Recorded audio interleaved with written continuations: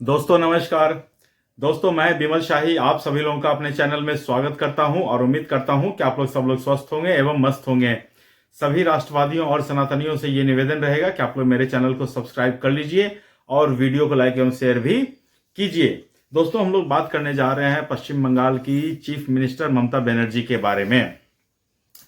दोस्तों पिछले कुछ हफ्तों से पश्चिम बंगाल में जो ड्रामा चल रहा है उसमें ममता बनर्जी की एक बहुत बड़ी हार हुई है।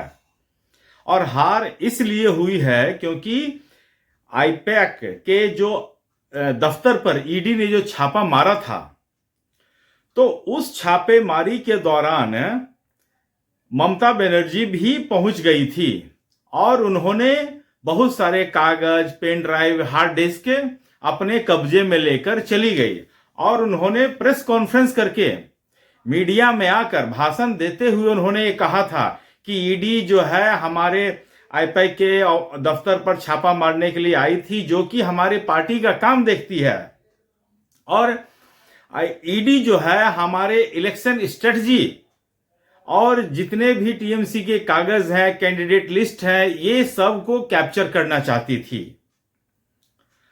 तो और इसके साथ उन्होंने यह भी आरोप लगाया कि ईडी का जो है किसी घोटाला के संबंध में कोई छापा नहीं था और ये प्योरली टीएमसी के रिलेटेड दफ्तर पर उन्होंने छापा मारा है।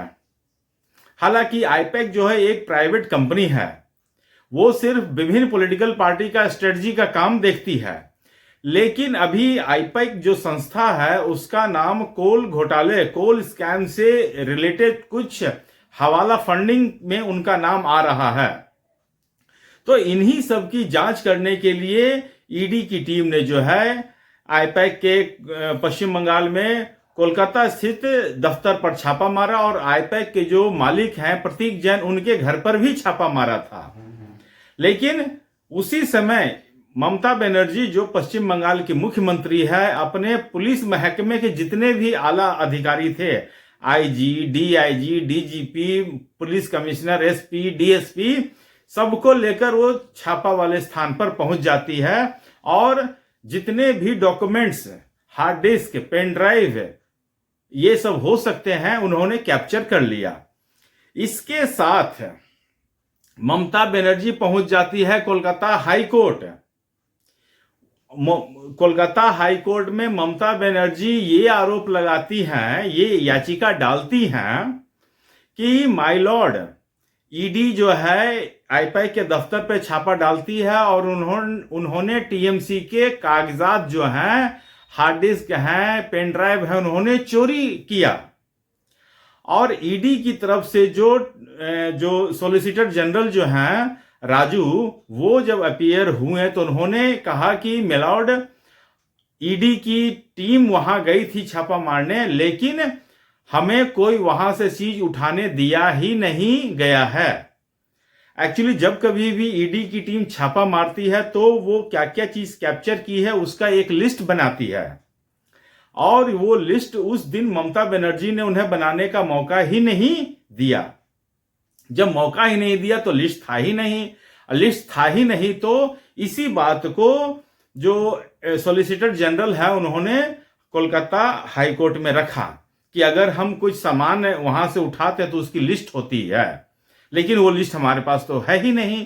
इसलिए जो भी चोरी हुआ है, जो भी सामान गायब है, जो भी डॉक्यूमेंट गायब है, उसकी चोरी स्वयं ममता बनर्जी ने की है। तो ये जो दाव है वो ममता बनर्जी के ऊपर उल्टा पड़ता हुआ अभी फिलहाल दिख रहा है। ममता बनर्जी को लगा था कि हम इतने बड़े बड़े वकील खड़ा कर देंगे कि ये मामला हमारे पक्ष में आ जाएगा, लेकिन दोस्तों आप यकीन मानिए ममता बनर्जी की नीयत सही नहीं है। आज तक कोलकाता हाई कोर्ट में मुझे नहीं लगता है कि ममता बनर्जी एक भी हाई प्रोफाइल केस जीती है। हर बार ममता बनर्जी को कोलकाता हाई कोर्ट से फटकार का ही सामना करना पड़ा है। सोचिए, एक सरस्वती पूजा मनाने के लिए हाई कोर्ट में लोग जाते हैं और ममता बनर्जी को फटकार लगती है। जब फटकार लगती है तब ममता बनर्जी और उसकी पुलिस वहां सरस्वती पूजा का परमिशन देती है।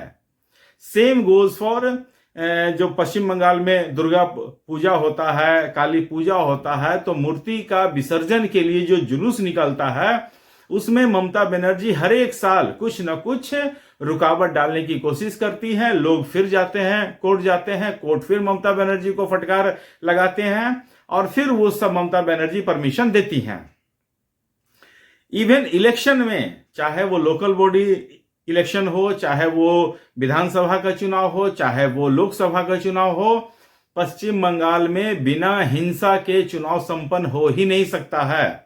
अभी 2025 में बिहार जैसे सेंसिटिव स्टेट है जहां पर बीते जमाने में हिंसा के साथ चुनाव संपन्न होते थे, 2025 में जो चुनाव हुए हैं सिर्फ 2 फेज में चुनाव होते हैं और बिना किसी हिंसा के इतना बड़ा एसआईआर प्रोसेस होने के बाद भी एक भी जो बीएलओ होते हैं उनके मरने की समाचार नहीं आती है, ड्यूटी नहीं करेंगे ऐसी समाचार नहीं आती है। लेकिन यही एसआईआर जब पश्चिम बंगाल में होते हैं, उत्तर प्रदेश में होते हैं, तो कितने बीएलओ जो हैं आत्महत्या कर लेते हैं।